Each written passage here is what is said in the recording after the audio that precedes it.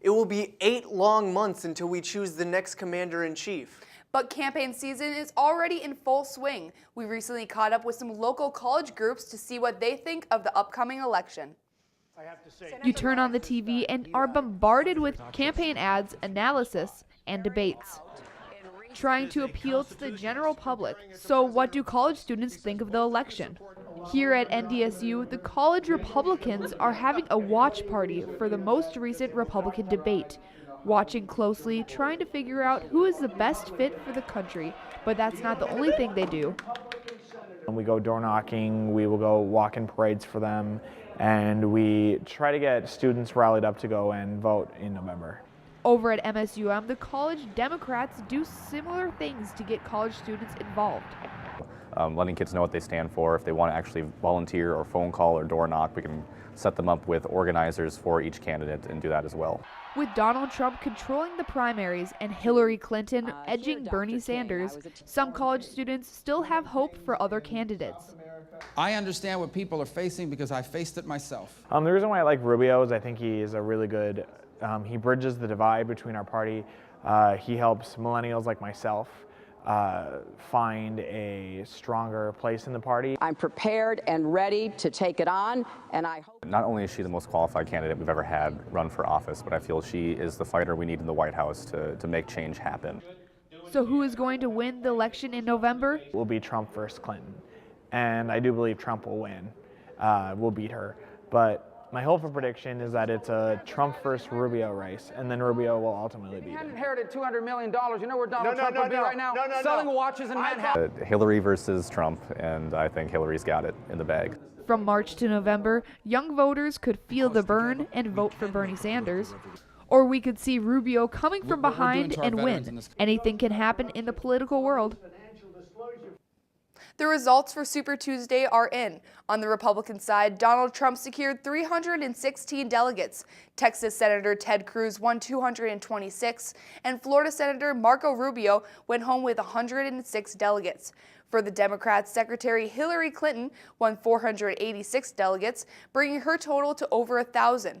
And Vermont Senator Bernie Sanders won 305 delegates, bringing his total to 408. MSUM students are all too familiar with the struggles of financial aid and student debt. That's why students on campus are showing enthusiasm for popular presidential candidate Bernie Sanders. Reporter Levi Lash shows us students that are feeling the burn. I believe that today, when we talk about public education, it should include free tuition at public colleges and universities. That's what I believe.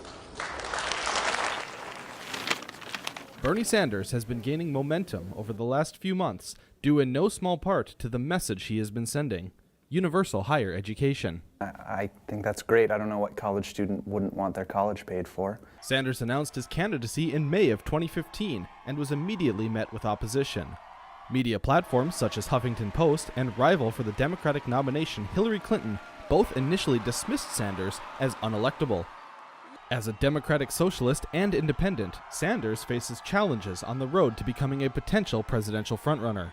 But Sanders' message of universal higher education has struck a chord with young voters who face rising tuition costs and inflated interest rates. Once you graduate high school, you're forced with the decision, okay, am I going to go to college or am I not?